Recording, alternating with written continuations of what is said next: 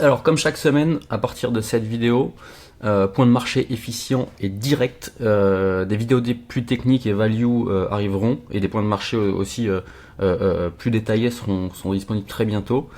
Comme d'habitude, ceci n'est pas un conseil en investissement, c'est de la data, des insights, des analyses, etc. Donc pas de conseils en investissement, bien évidemment. Alors les news. En premier, crypto, ça n'a pas dû échapper à la plupart d'entre vous. Bitcoin, après quelques mois bloqués sur la zone des 60-65, on l'a vu pumper à peu près aux 72 000. Ethereum qui nous a fait un joli rebond également.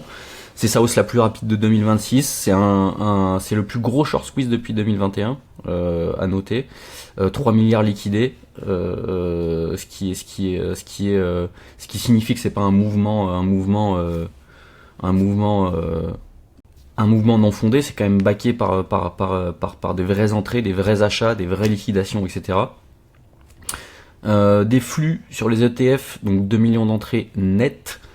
Ce qui est pareil prouve que c'est de la vraie monnaie qui est rentrée et qui précède quand même 2 trimestres de flux négatifs. En parallèle, les trésors US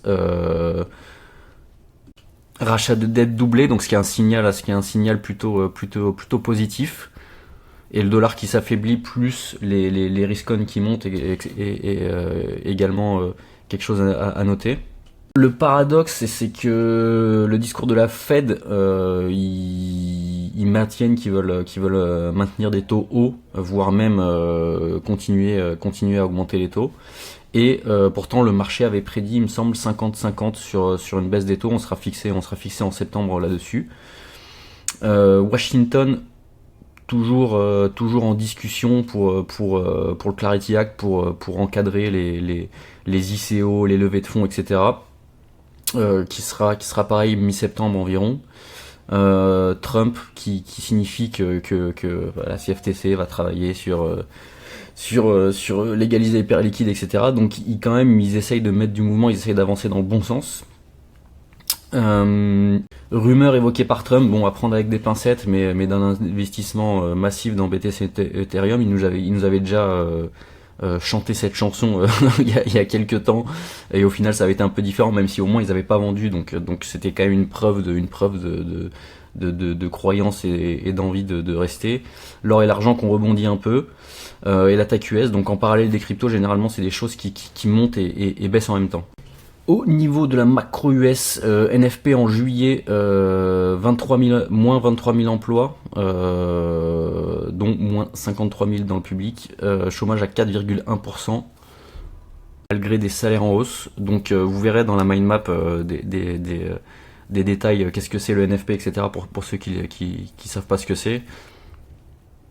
Le CPI qui est l'indice de prix de la consommation en légère hausse depuis un point bas à 2,4%, donc ce qui est quand même également généralement un signe positif, vu que si les gens consomment, c'est qu'il y a de l'argent, c'est qu'ils ont envie de consommer, donc ça stimule l'économie, etc. Comme l'essence, plus 29% sur le prix, donc même Trump lui-même stipule que c'est pas très bon signe et pas très agréable, dû à la guerre pour lui.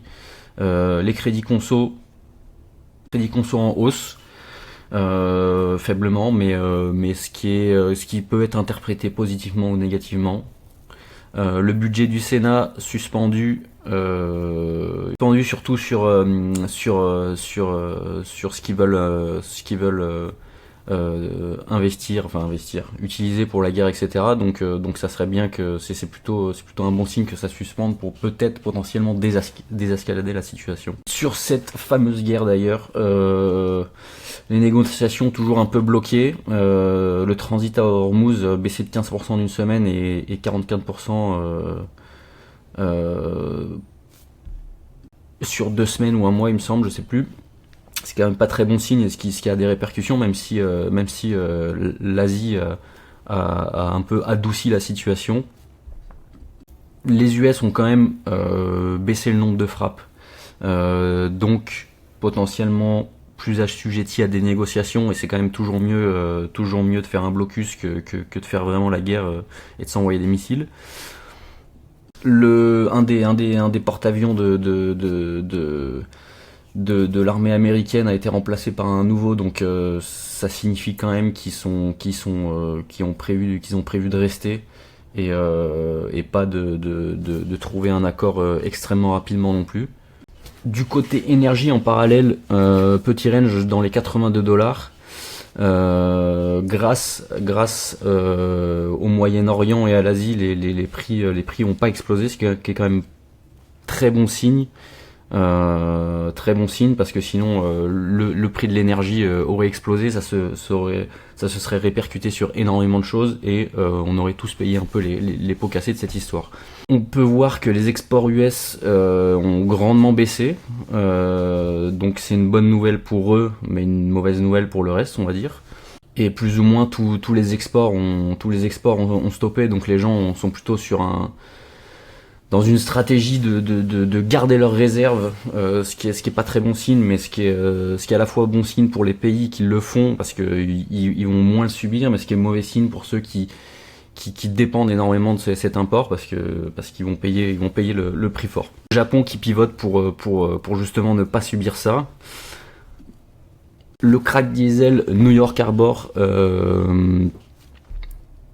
qui donne en quelque sorte une mauvaise nouvelle pour l'économie générale et pour ceux qui payent en fait tout simplement cette hausse, mais qui est une bonne nouvelle pour tous les raffineurs qui eux vont profiter grandement en termes de profit de ce genre de choses. D'un point de vue forex, le JPY avait pris une petite hausse et a corrigé à peu près juste derrière. C'est dû à l'injection de la BOJ. USD petite perte, ce qui a favorisé d'ailleurs les actifs risk-on. Et en résumé, vous verrez dans la mind map, il y a plusieurs currencies dans des setups plus ou moins vendeurs ou plus ou moins acheteurs. Le CHF, l'inflation est retombée chez eux, donc plutôt bon signe, le CHF qui est une excellente monnaie. Les indices US et les actions, généralement ont une saison plutôt exceptionnelle, comme vous avez pu le voir, hein, de toute manière. Plus de croissance, plus de bénéfices, plus de revenus par rapport aux années précédentes. Donc les hausses sont pas non plus non justifiées. Donc c'est toujours bien de comme on l'a vu dans les slides précédents que les hausses soient justifiées par des choses fondamentales, par des vrais achats, des vrais flux, etc. et pas du FOMO ou de la magie sortie de n'importe où. Les indices européens dans la même situation, ils ont un peu corrigé récemment, mais c'est plus une correction technique et quand même baqué par de la vraie croissance, par des vrais bénéfices, etc. Donc les quelques catalyseurs à surveiller, la première grande prise de parole de Kevin Warsh, qui est le nouveau président de la Fed. Donc ça va potentiellement être exceptionnellement impactant, et on va avoir enfin le fin mot de l'histoire sur la direction qu'ils veulent prendre, etc. Donc date à suivre avec attention. Mi-septembre, décision sur financement de l'effort de guerre, etc. Donc pareil, dans quel sens ça va. En mi-septembre, comme énoncé auparavant, fenêtre du vote du Clarity Act. Donc là on aura pareil une idée, une direction sur tout ce qui est crypto-monnaie. Vérifier, pareil sur le point de vue crypto-monnaie, est-ce que cette hausse tient, est-ce que les flux tiennent, donc plutôt en mode observation. Est-ce que cette hausse est justifiée, est-ce qu'elle reste, est-ce qu'elle se consolide, qu'est-ce qui se passe. En novembre, midterm US, donc midterm US, souvent beaucoup de volatilité, et particulièrement après tout ce qui s'est passé cette dernière année et même un peu avant, donc ça risque de secouer un peu. Autre petite news intéressante, il y a Robinhood qui a sorti un fonds de venture public du coup, qui est un fonds de venture qui cible l'écosystème du Y Combinator. Donc c'est un fonds public que vous pouvez acheter avec un ticker, etc. Assez facilement, qui lui a pour but d'investir dans les entreprises du Y Combinator dans un panier, on va dire. Donc ce qui permet aux gens de s'exposer aux startups du Y Combinator avec un véhicule coté, donc assez simplement. Et ils avaient déjà sorti le fonds de venture 1 qui lui investissait dans des startups on va dire plus en place et non cotées également, type OpenAI, Stripe, Revolut, etc. Donc qui sont quand même des grosses boîtes. Et par contre, ça c'est un portefeuille beaucoup plus concentré. Lui qui a été lancé en avril, un peu avant avril, comme vous pouvez le voir, on a déjà un peu de recul dessus. Et pour le fonds de venture de Y Combinator, il a été lancé le 13 août.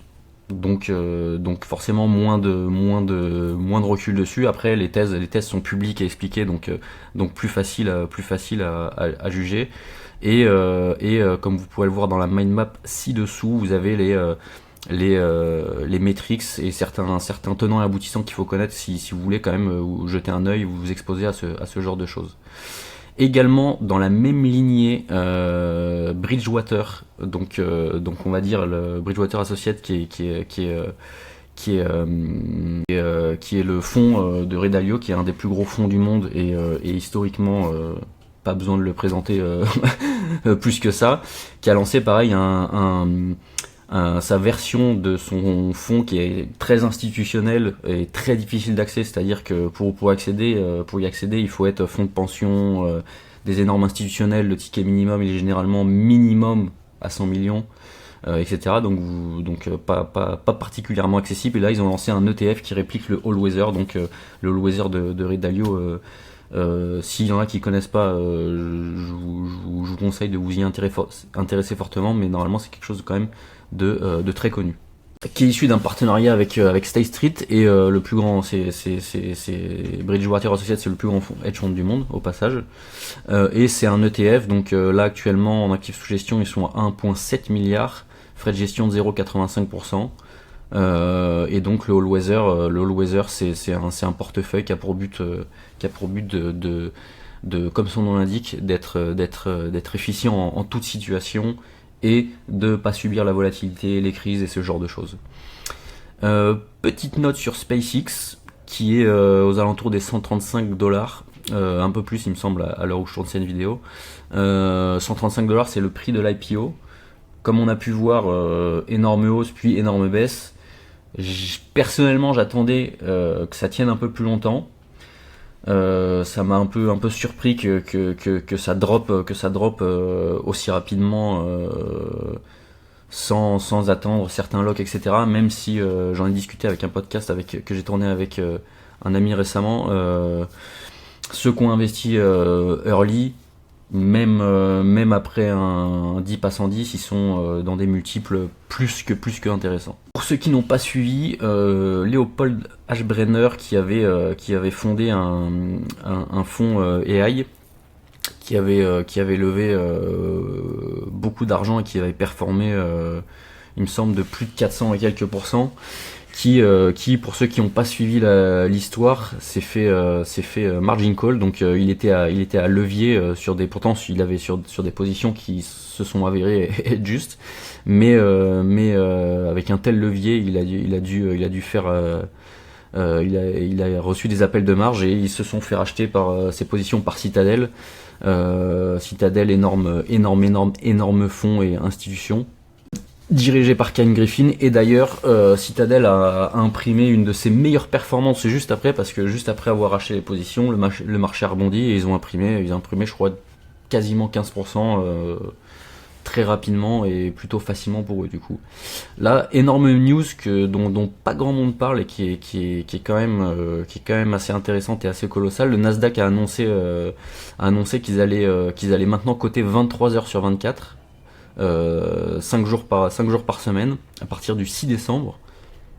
Donc ça veut dire que contrairement à avant, ça va coter 23 heures sur 24, donc des sessions de nuit, etc. Donc pas d'arrêt, pas tous ces concepts qu'il y avait d'ouverture de marché, de fermeture au milieu, etc., etc.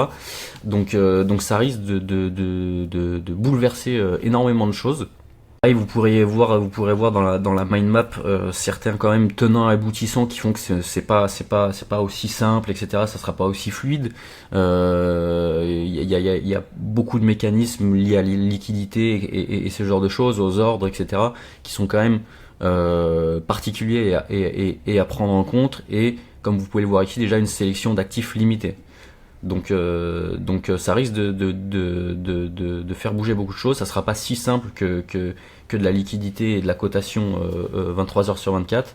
Et à voir, est-ce qu'ils vont se tourner vers plus d'actifs, est-ce que d'autres indices vont suivre, etc. Et c'est un peu dans la lignée de tokenisation, RWA, etc., de cotation un peu presque 24/7, etc. Donc très très très intéressant. Et sur une petite dernière note, ça fait déjà longtemps que c'est le cas, mais ça s'est pas arrêté, ça s'est même grandement amplifié. Toute l'industrie alloue énormément dans tout ce qui est catégorie hedge fund. Ça ne s'arrête pas et ça continue grandement. Pour vous rappeler les hedge funds, c'est un peu dans la catégorie alternative investment. Les alternative investment qui représentaient il y a quelques années une petite partie vraiment de l'économie, aujourd'hui qui représente 20%, et c'est en constante explosion. Et en représentant seulement 20% de l'AUM mondiale, ils ont donné 50% du ROI.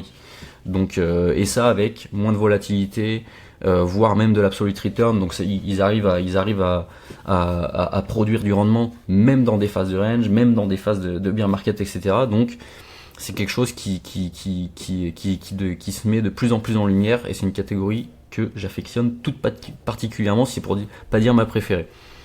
Allocation qui est grandement drivée par les institutionnels pour des raisons de technique, de connaissances, d'accessibilité et surtout de tickets d'entrée également.